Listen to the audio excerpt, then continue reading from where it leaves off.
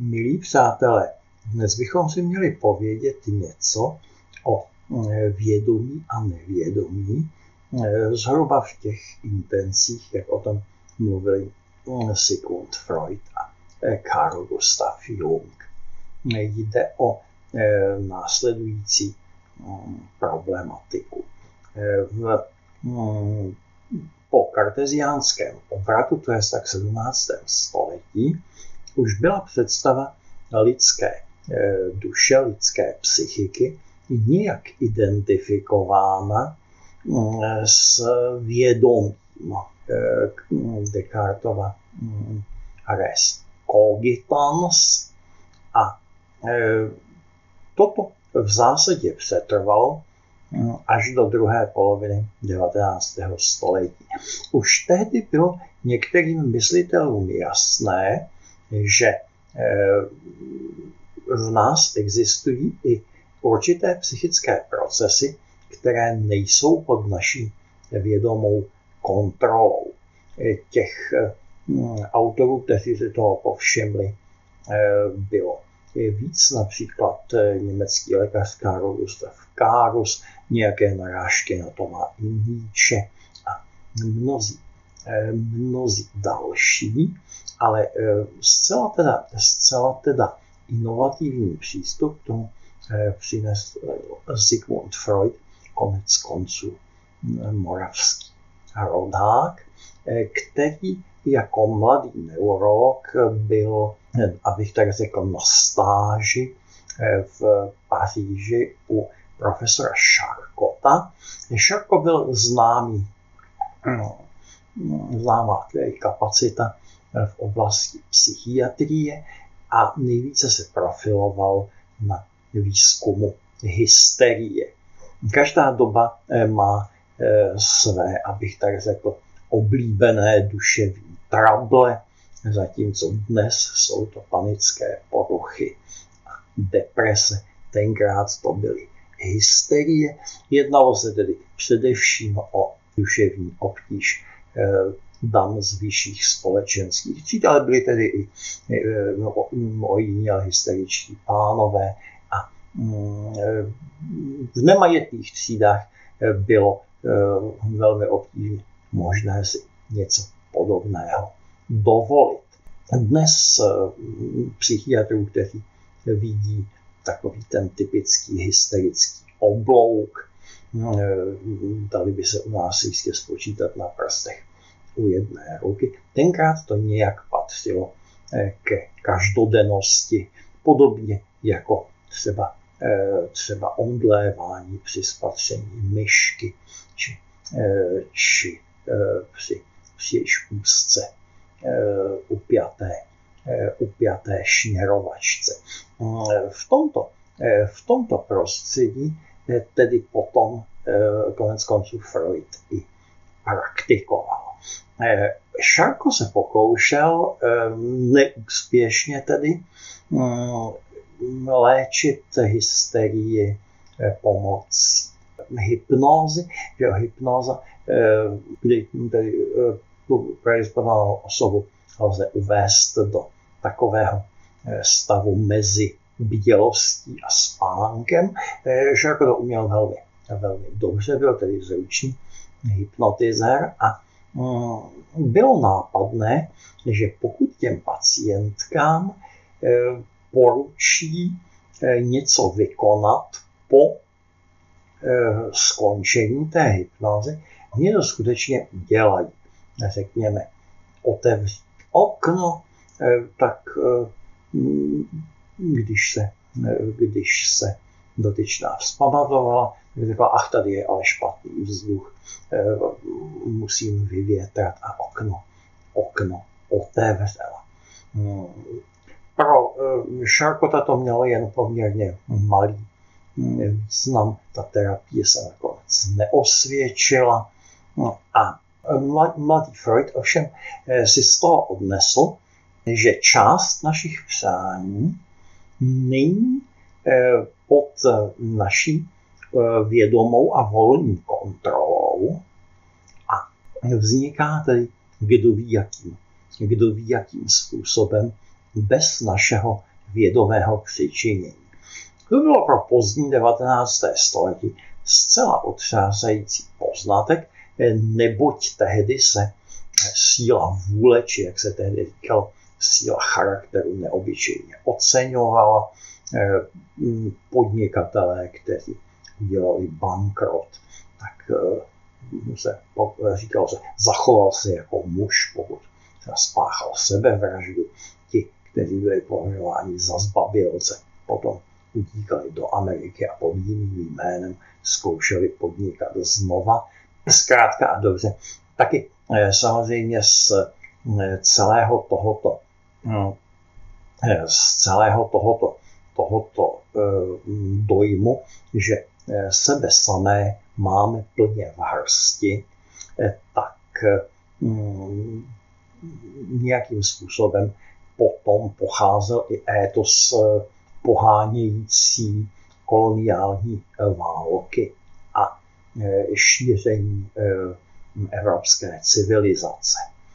Tam Freud potom, když propracoval svůj v podstatě takovou pansexuální teorii, kdy viděl prakticky veškeré lidské, i ta své samozřejmě, konání nějak aspoň krypticky motivované sexuálními touhami, tak prakticky v celé kultuře viděl sublimaci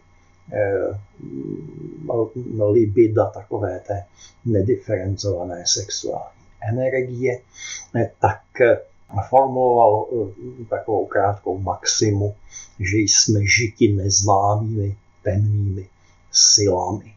No to bylo neobyčejně skandální a ona mezi tím není nějaká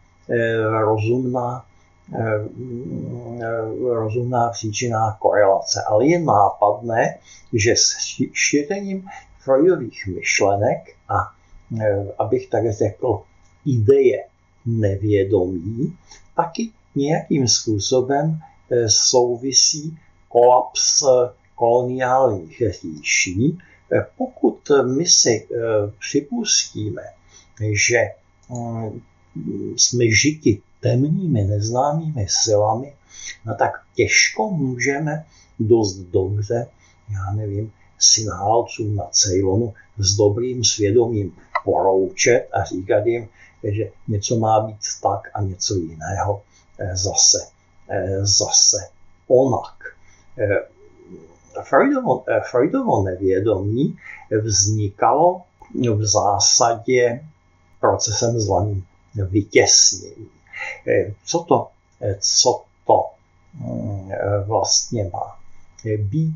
Jedním z takových úhelných kamenů freudismu je přesvědčení o univerzálnosti takzvaného oidipovského komplexu u chlapců, kdy se už malý chlapeček zamilovává do své matky a přál by si svého otce odstranit. Jestli toto je univerzální nebo ne, o tom mi se dalo velice dobře diskutovat, ale nedávno jsem zažil jednoho 4letého hošíka, jehož výrok by se dal v nějakém Freudově muzeu tesat. Říkal svému otci, až ty umřeš, budu tady táta já a maminka bude moje.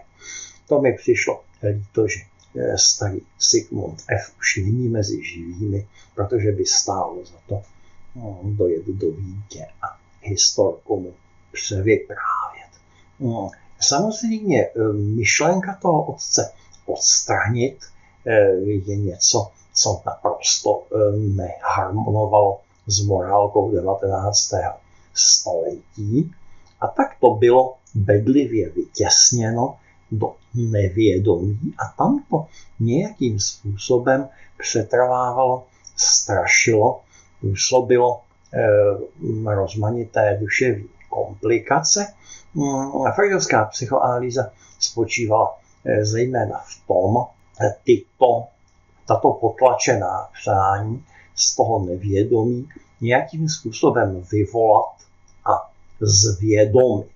Nesnad teda toho reálného tatínka opravdu odbouchnout, ale alespoň si připustit, že toto si dotyčný přeje. Samozřejmě to bylo v příkrém rozporu s dobovou morálkou, že cti otce svého, matku svou, vůbec představa dětské sexuality a tak dále. Takže Freud si zažil mnoho protivenství. To nevědomí se jevilo jako taková jakási žumpa, kam se odkládají ty nepříjemné duševní obsahy. Každý člověk má tendenci trapné, nehezké a, abych tak řekl, proti němu nějak svědčící momenty zapomínat. Ani to nemusí ve všech případech zapírat vědomně. Prostě to jakýmsi způsobem vyradíruje a opět se cítí jako rytíř svatého grálu. Už tato koncepce, která se začínala na počátku 20. století prosazovat, tak způsobila veliký rozruch.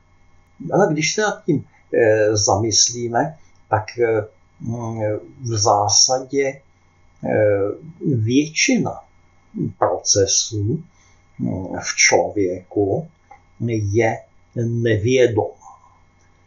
My z pochopitelných důvodů, ještě bych možná uvedl to, že tedy Carl Gustav Jung, Freudův žák a po značnou dobu i proponovaný následník, tak zavedl i představu nevědomí kolektivního.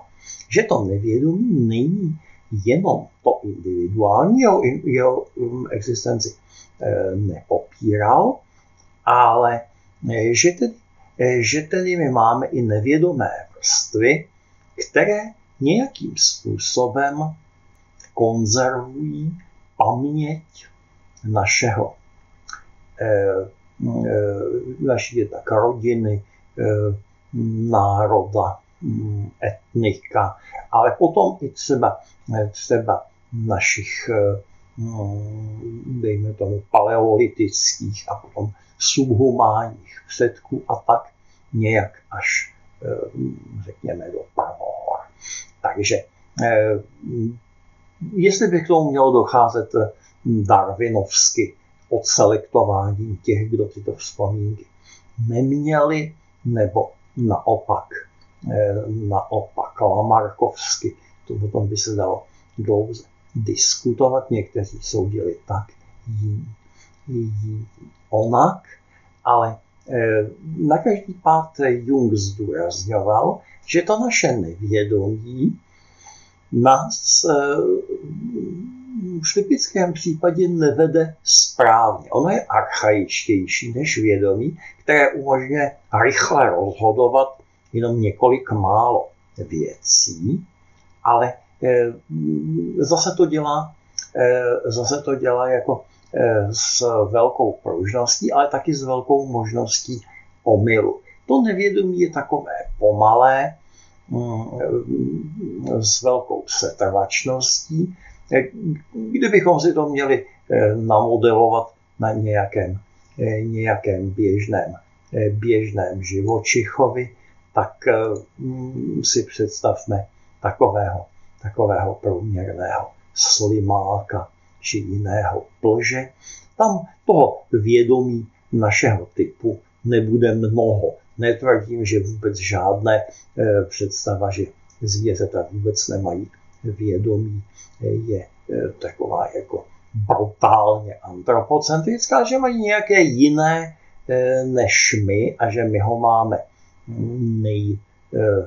nejsilnější, nejobjemnější v živočišné říši.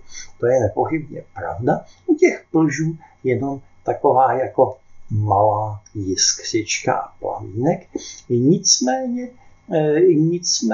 svým mohutným nevědomím plzají zcela neomylně za svými plžními cíli a pokud my jim nenalíčíme nějakou rafinovanou past nebo nějaké otrávené granule nebo něco na ten způsob, tak v tom lese nebo na té zahradě si počínají v podstatě správně. Takže koneckonců podobně se tažným ptákům zachce těmi koncem září táhnout k jeho východu, byť se to ti mladí nemusí od těch starých ani učit nápodobou některých ukukaček, ty mladé táhnou poněkud později než ty jejich rodiče, ale jaksi nevědomí je správně vede. Abych tak řekl, dobře ošetřované nevědomí i u člověka lepší než poplužní dvůr, možná lépe než 2 poplužní dvory. Ale při bližším zamyšlení vidíme, že vlastně většina procesů v člověku je nevědomá. Samozřejmě my nemusíme vědomě kontrolovat tep srdce, peristaltikus, než kvůli buněčný metabolismus a biochemické procesy v nás a přesto tedy fungují. Čili to naše vědomí je taková malá třešnička na obrovském nevědomém dortu. Ta hranice mezi vědomím a nevědomím není úplně fixní a některé úkony, které mnohokrát opakujeme, tak si zautomatizujeme tak, že je konáme prakticky mimo vědomou sféru. Pokud někdo umí dobře řídit auto nebo dobře psát na stroji, tak je to této povahy. Naopak intenzivním cvičením si lze zvědomovat některé záležitosti, které běžně vědomé nejsou. Indičtí jogíni údajně ovlivňují tep svého srdce, jeho rychlost, či umí obrátit peristaltikus střev, řekněme, za účelem propláchnutí se vodami posvátného Gangu. Ale dá se říci, že ve velmi zvláštní představu o vzniku instinktu měl kdysi Darwin. Ten tvrdil, že instinktivní jednání se předejítí kokonu housenkami je zautomatizované a dnes bychom, tak jako řekli, do hardwareu přešlé, jsou to kondenzované zkušenosti minulých generací, že jak si oni kdysi ten kokon začali příst po zralé úvaze. Toto jako dneska nemá, abych tak řekl, valnou odezvu. Ona by se v podstatě, nevím, po 20 generacích motorismu už by se to mohlo projevit, že by to dítě se rychleji to řízení auta učilo a už mělo vrozené základy dopravních předpisů. No, to jaksi pozorovat nelze. Jsou některé interesantní momenty takových těch starších vrstev kolektivního nevědomí. jak známo, téměř každé dítě má tak mezi 3. a 10. rokem různě intenzivní dinosauří období, kdy si neustále prohlíží obrázky různých saurů a čte si o nich knížky, pokud už umí, dívá se na rozmanité jurské parky a jiné podobné filmy. A dřív se pokud se o dinosaurech nevědělo, tak se tato nika plnila vyprávěnkami o dracích.